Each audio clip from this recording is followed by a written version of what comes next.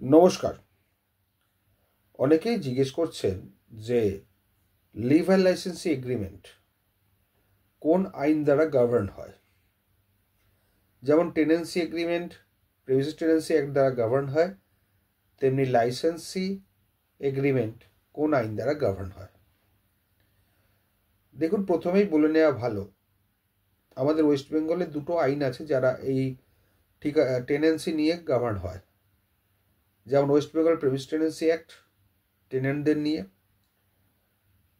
ঠিকা tenancy act Thika টেনেন্টদের নিয়ে, এবং ট্রান্সফার প্রপার্টি অ্যাক্ট লাইসেন্সি বা লিজ নিয়ে। এই তিনটে অ্যাক্ট আছে, তিন রকম টেনেন্টকে গভর্ন করে।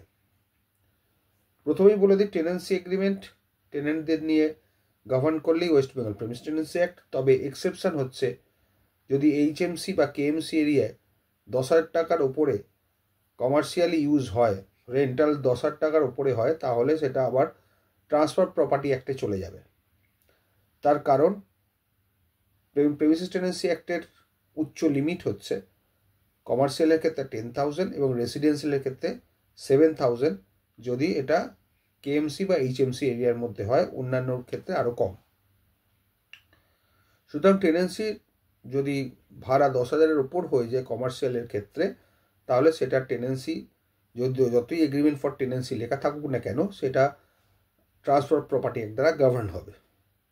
ঠিক উল্টোভাবে যদি লিভার লাইসেন্সি এগ্রিমেন্টে এমন কিছু ক্লজ থাকে সেটা মনে হচ্ছে যে টেনেন্সি ক্লজ বা tenancy agreement in disguise of লিভার লাইসেন্সি এগ্রিমেন্ট, তখন সেটা আবার west Bengal previous tenancy act দ্বারা গভর্ন হবে।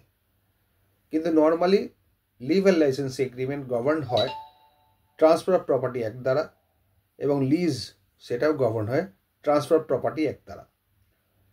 আর ঠিকা টেনেন্টদের ব্যাপারে ঠিকা টেনেন্সি ল যেটা আছে, ক্যালকাটা ঠিকা টেনেন্সি অ্যাক্ট, সেটা দিয়ে গভর্ন হয়। এবার ধরুন, ঠিকা টেনেন্ট যদি কাউকে ইন্ডাক্ট করে, সে হয়ে গেল তার আন্ডারে ভাড়াটিয়া।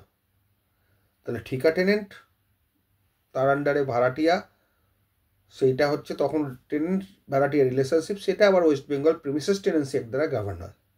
আবার বলেছি, ঠিকা টেনেন্ট যদি কাউকে ইন্ডাক্ট করে অ্যাজ এ ভাড়াটিয়া, তাহলে তাদের দুজনের রিলেশনটা কিন্তু ঠিকা টেনেন্সি অ্যাক্ট দ্বারা গভর্ন হবে না, West Bengal premises tenancy act দ্বারা গভর্ন হবে, যদিও সেই লিমিটের মধ্যে থাকে 10,000 এবং 7,000 এইচএমসি এবং কেএমসির মধ্যে হলে।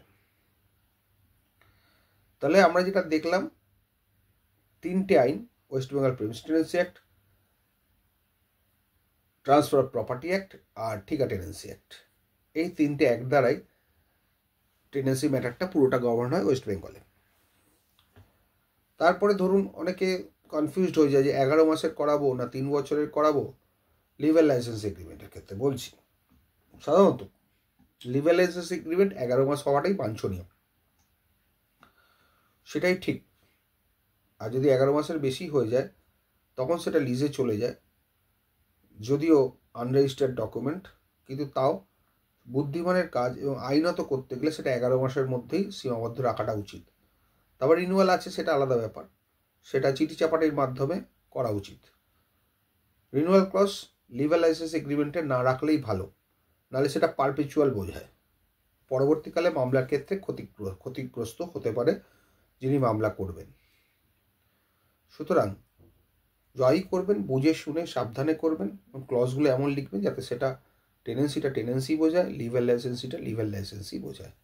আশা করি বুঝতে পারলেন। ভালো থাকবেন।